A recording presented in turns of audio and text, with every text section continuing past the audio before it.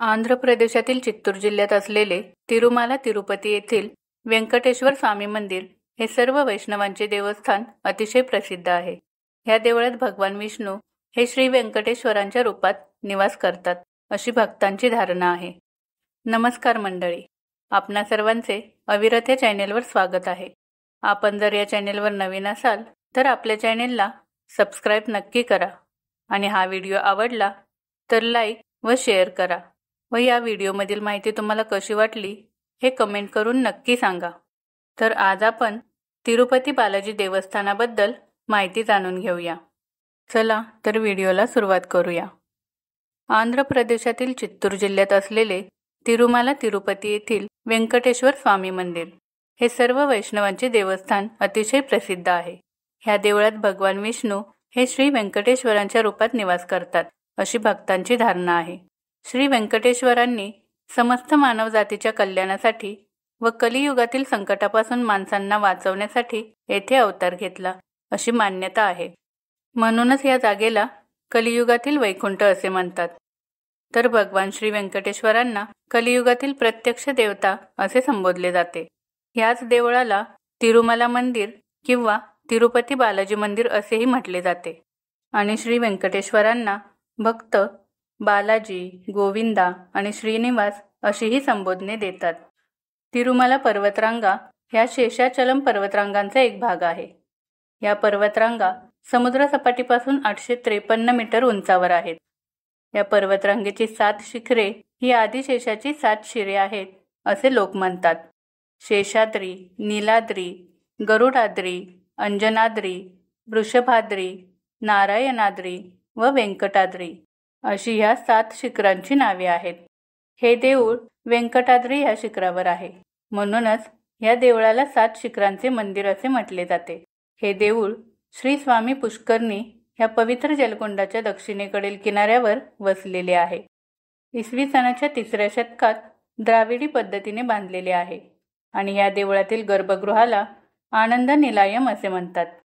हे तीर्थक्षेत्र स्वयंभू विष्णू क्षेत्रांपैकी एक आणि 106वे म्हणजेच पृथ्वीवरील शेवटचे दिव्य देसम मानले जाते. हे देवस्थान जगातील सर्वात श्रीमंत देवस्थान मानले जाते. रोज जवळजवळ 50,000 लोक येथे दर्शनासाठी येतात आणि भरपूर देणगी देतात. ज्यांची इच्छा असेल किंवा नवस असेल असे स्त्री पुरुष येथे आपल्या केसांचे देखील दान करतात. ह्या ठिकाणी दरवर्षी जो ब्रह्मोत्सव साजरा केला जातो त्यावेळी देवाच्या दर्शनाचा लाभ घ्यायला जवळजवळ 5 लाख लोक येतात. द्वापार युगात आदिशेष हे पृथ्वीवर शेषाचलम पर्वताच्या रूपात निवास करून होते. वायुदेवाशी एका स्पर्धेत पराभव झाल्यामुळे त्यांना पर्वताच्या रूपात पृथ्वीवर राहावे लागले. पुराणात तिरुमला क्षेत्राला आदिवराह क्षेत्र असे म्हटलेले आहे. हिरण्याक्ष नावाच्या असुराचा वध केल्यानंतर आदिवराहांनी या ठिकाणी निवास करण्याचा निर्णय घेतला. या देवस्थानाबद्दल एक कथाही प्रचलित आहे. ती अशी की कलियुगात एकदा काही ऋषी यज्ञ करीत होते. या यज्ञाचे फळ त्रिमूर्तींपैकी कोणाला द्यावे याबद्दल देवर्षी नारदांनी ऋषींना सल्ला दिला. भृगु ऋषींना त्रिमूर्तींची परीक्षा घेण्यासाठी पाठवण्यात आले. या ऋषींना त्यांच्या पायाच्या तळव्याजवळ एक डोळा होता.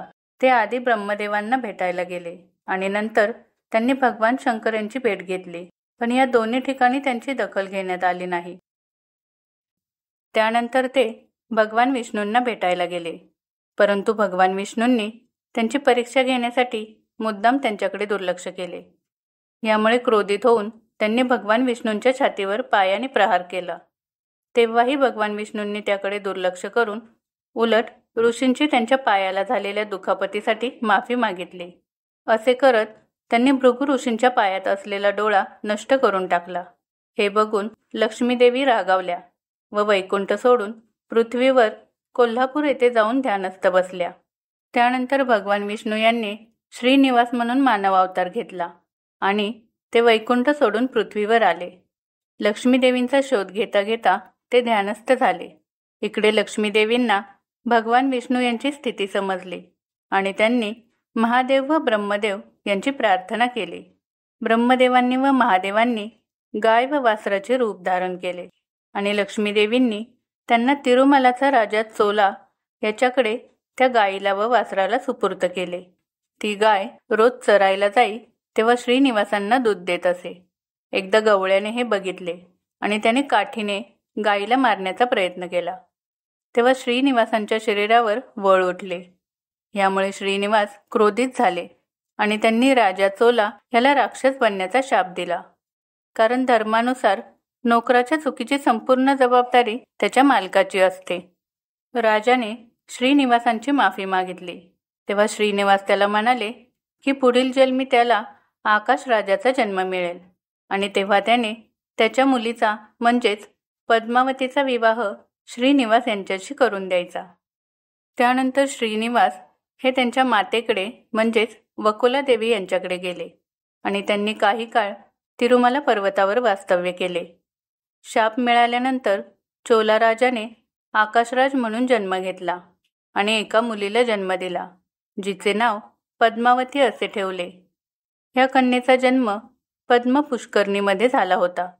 यानंतर श्रीनिवासांनी पद्मावतीशी विवाह केला आणि ते तिरुमला पर्वतावर राहावयास गेले. काही काळाने जेव्हा लक्ष्मीदेवींना श्रीनिवास यांच्या विवाहाविषयी कळले तेव्हा त्या तिरुमला पर्वतावर त्यांना जाब विचारण्यासाठी गेल्या. असे म्हणतात की पद्मावती व लक्ष्मीदेवींनी श्रीनिवासांना जाब विचारला तेव्हा त्यांनी स्वतःचे रूपांतर एका दगडाच्या मूर्तीमध्ये केले. हे बघून ब्रह्मदेव व महादेव तिथे प्रकट झाले व त्यांनी असे होण्याचे कारण विचारले. तेव्हा दोन्ही देवींनी सांगितले की देवांनी मानवाला कलियुगातील संकटापासून तारण्यासाठी इथे राहण्याचा निर्णय घेतला. यानंतर देवींनी सुद्धा देवाबरोबर इथे राहण्यासाठी मूर्ती स्वरूपात तिरुमला पर्वतावर राहण्याचा निर्णय घेतला. म्हणूनच लक्ष्मीदेवी देवांच्या डाव्या बाजूला तर पद्मावती देवांच्या उजव्या बाजूला स्थानापन्न आहेत. तर अशा तिरुपती बालाजी मंदिराविषयी आज आपण आपल्याला माहीत नसलेल्या काही गोष्टी जाणून घेणार आहोत. 1. व्यंकटेश्वर स्वामींच्या मूर्तीवर जे केस आहेत ते खरे केस आहेत. असे म्हणतात की हे केस कधीही गुंतत नाहीत आणि नेहमी मऊ मुलायम राहतात. 2. व्यंकटेश्वर स्वामी म्हणजे श्री बालाजी यांच्या मूर्तीचा जो पाठीमागचा भाग आहे तो नेहमी पाण्याने ओला असतो. या मूर्तीकडे लक्ष देऊन कान लावून ऐकल्यास मूर्तीमधून समुद्राच्या लाटांचा आवाज येतो. 3. मंदिराच्या दाराजवळील उजव्या बाजूला एक छडी ठेवलेली असते. असे म्हणतात की या छडीचा उपयोग देवांच्या बालरूपाला मारण्यासाठी केला गेला होता. तेव्हा त्यांच्या हनुवटीवर जखम झाली होती. या कारणाने त्यांच्या हनुवटीवर चंदनाचा लेप लावण्याची सुरुवात झाली. 4. साधारणपणे आपण गर्भगृहात बघतो तेव्हा आपल्याला वाटते की गर्भगृहाच्या केंद्रस्थानी मूर्ती आहे, पण खरे तर बाहेरून बघितल्यास देवांची मूर्ती ही उजव्या बाजूला स्थानापन्न आहे असे दिसते. 5. देवांच्या मूर्तीला वाहिलेली सर्व फुले व तुळशीची पाने प्रसाद म्हणून भक्तांना न देता मागील बाजूस असलेल्या विहिरीत ती टाकून दिली जातात. इतर ठिकाणी मात्र देवाला वाहिलेले हार व फुले दर्शनाला येणाऱ्यांना प्रसाद म्हणून दिले जातात. 6. दर गुरुवारी देवांच्या मूर्तीवर पांढऱ्या चंदनाचा लेप लावला जातो.